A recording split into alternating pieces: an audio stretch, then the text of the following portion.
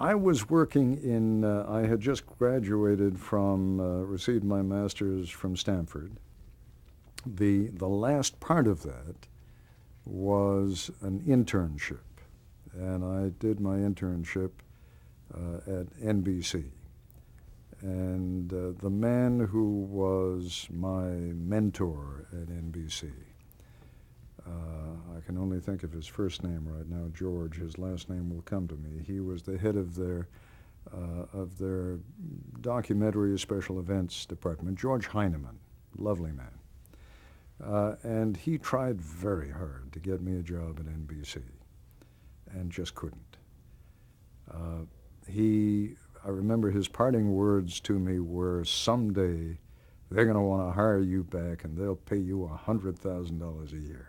I'm still waiting. Poor old George Heineman tried as best he could to get me a job at NBC, couldn't get it.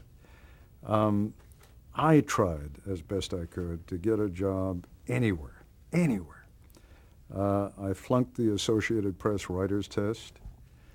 I still remember it was a story that I was supposed to rewrite about some robins in Brooklyn who had been chopping berries from a bush, and they became intoxicated by these berries. And I must have missed the lead because I didn't get the job. My wife and I, we married in 1963, before I went to work at ABC. And I do remember that we papered the wall of one of the walls in our apartment with all the letters of rejection that I got. There must have been 70 of them. I had them from every newspaper and wire service and magazine and radio station and television network and radio network. But finally I did get a job as what in those days we still called a copy boy at WMCA Radio. And one day, one of the disc jockeys, a man by the name of Jim Harriet, said, you know, I just got a job at ABC Radio. They're starting a new program called Flair Reports. And he wasn't very good at explaining what the program was, but I didn't much care. It reported to the news division. So I went and auditioned for one of the slots. He said altogether there are going to be 7 writer announcers on the program. And he said, I think they still need a couple. So I auditioned for that job, and I remember the producer, who has become a very dear friend of mine over the years, a man by the name of Ivan Ladazinski. And Ivan took me aside and said, you're very good. I mean, you sound very good and you write very well, but, you know, you're just too young to be a reporter at ABC Radio News. I was then 23.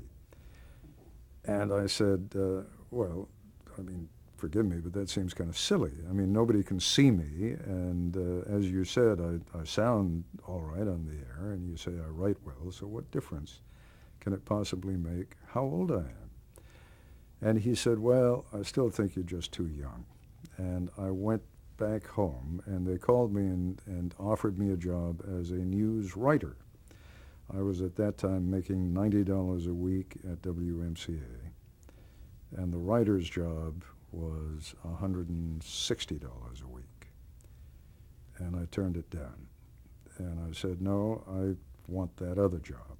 I think I'm qualified for it, and I think I ought to have it.